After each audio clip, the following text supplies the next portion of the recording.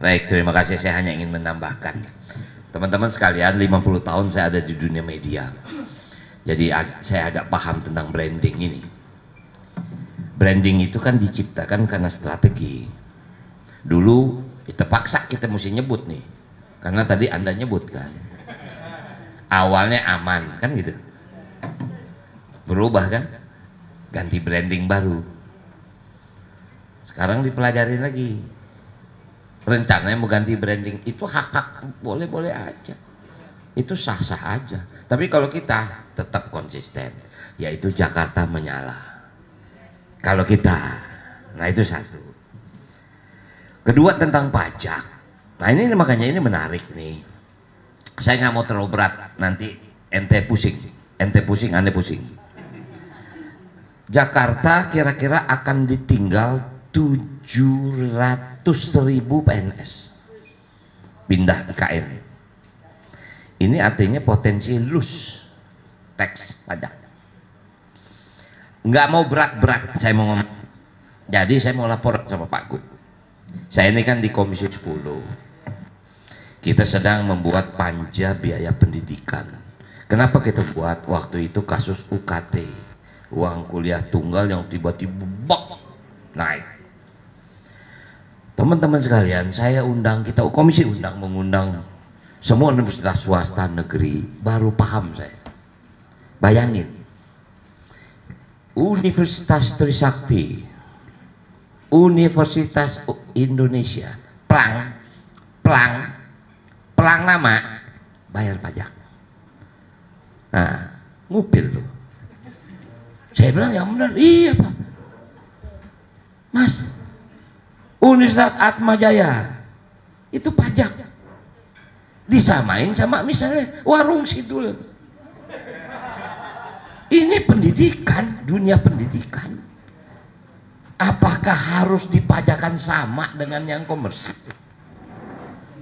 Maaf, memang mereka bangunannya ada IMB. Tapi pendidikan itu bukan bisnis yang cepat. Puluhan tahun, kalau dibilang untung baru puluhan tahun. Itu sama bayar pajaknya dengan IMB untuk bangun apartemen. Nah, akibatnya apa? Di satu saat ada Kepmen yang memperbolehkan setiap universitas melakukan biaya mandiri, naiklah UKT-nya.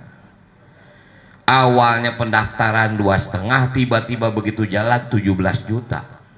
Wow, geger semua ya kan. Awalnya Riau, rektornya sampai dibantai, dibully segala macam. Undang kita mau dengar. Apa itu? Singkat kata Mas, mereka nggak ada cara lain, harus ditingkatkan UKT ini.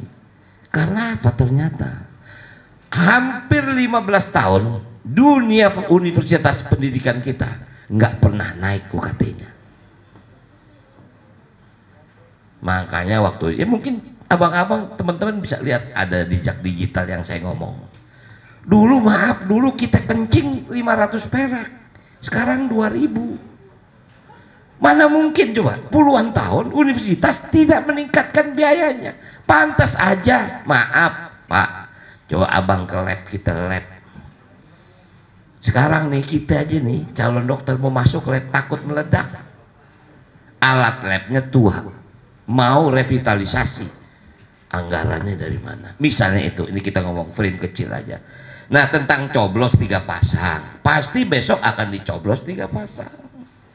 Karena ini kan kita memang ada 3 pasang, ya kan? Ada nomor 1, nomor 2, nomor 3, pasti dicoblos 3 pasang.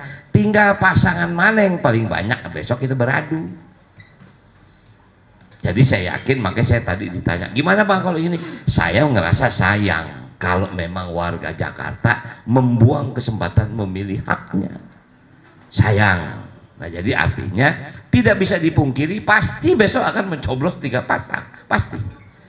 Nggak mungkin yang nomor 3, kita nggak mau tahu yang banyak yang mana deh. Artinya kan pasti akan ada perbedaannya. Jadi sekali lagi teman-teman sekalian, barangkali itu hanya tambahan saja. Yang pasti saya sekali lagi klarifikasi kepada teman-teman tentang Maudy Kusnaidi. Mungkin teman-teman bisa lihat IG-nya Maudy Kusnaidi. Suaminya itu kecelakaan, Mas. Kesandung sebetulnya di Jerman. Tangannya patah. Kemarin tuh saya ngomong, Maudy itu lagi di rumah sakit. Ternyata rumah sakit Indonesia lebih cocok buat tulangnya dia, suaminya, daripada berobat di Jerman. Nah jadi artinya Bang, kalau satu saya tinggal di Bali saya tahu. Kedua, saya masih ada sisa syuting. Ketiga, saya nggak bisa ninggalin suami. Kalau itu Bang Dul relain. Nggak ada jenab, ada salah, gue bilang. Jadi itu mungkin tambahan dari saya. Terima kasih. Assalamualaikum warahmatullahi wabarakatuh. Jadi yang pertama, bagaimana cara untuk supaya pemilih Mas Anies yang besar itu kemudian tertarik kepada kami? Sederhana, seperti yang kami sampaikan, saya sudah berkomunikasi dengan tokoh-tokoh yang mendukung Mas Anies. Mereka hanya bertanya pada saya dan Bang Dul, bagaimana menangani kaum miskin kota? Bagaimana dengan persoalan yang selalu dibuat oleh Mas Anies seperti bahagia warganya? Jadi kami ingin mengatakan bahwa memang seluruh legasi yang dimiliki yang baik oleh para pendahulu kami akan teruskan. Nggak usah muluk-muluk, contoh lah. Yang contoh paling gampang seperti yang tadi saya sampaikan, Persija dengan Jackmania dan juga dengan JIS dan juga dengan pemerintah daerah. Masing-masing harus bisa memberikan jalan keluar terbaik untuk membangun Persija, membangun Jackmania yang kuat, dan sekaligus bahwa JIS bisa digunakan secara baik, tetapi overheadnya, biayanya bisa ditutupi. Maka nggak akan bisa kalau kemudian tidak dilakukan penyempurnaan infrastrukturnya. Dan juga di sana harus dibangun yang saya sebut dengan Jackmania Center untuk katakanlah berjualan merchandise, ada apa toko-toko, ada makanan dan sebagainya. Kalau itu bisa dilakukan, menurut saya pasti akan hidup. Sehingga dengan demikian jangan melihat sesuatu hanya pada potret yang terpotong. Dengan saya sudah berkomunikasi dengan timnya Mas Anies maupun timnya Pak Ahok. Mereka banyak sekali yang akan mendukung kami berdua. Lihat aja jubirnya. Jubir saya dan jubirnya Bang Rano nanti adalah dulu pernah menjadi bagian dari tim pemenangannya beliau. Ini bagian dari hal yang sederhana. Kami tidak mau terlalu muluk-muluk dan memang kami berdua merencanakan setelah bertemu dengan Bang Pok ke Bang Yos, kami akan bertemu dengan Mas Anies dalam waktu dekat ini.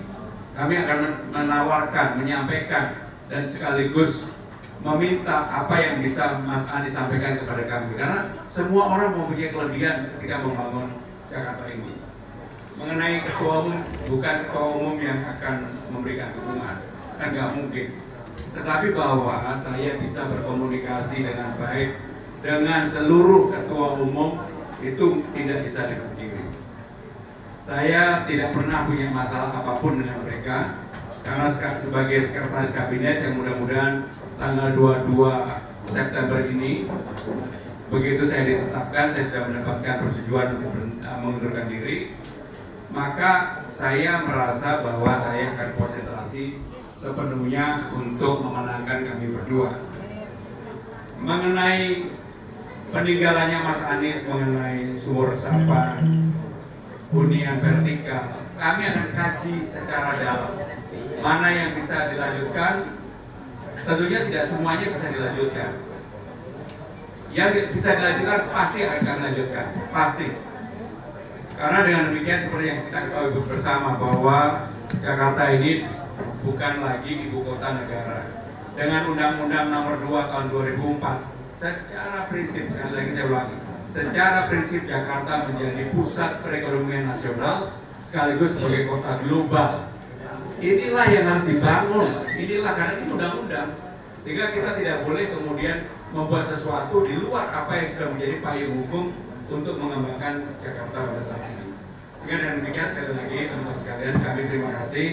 Saya merasa bahwa teman-teman yang dari hari ke hari mengikuti kami berdua, saya juga mendapatkan energi yang luar biasa karena teman-teman kadang-kadang pertanyaannya sangat detail, dalam, dan ngeyel kadang-kadang membuat kita juga merasa bahwa oke, semangat gitu.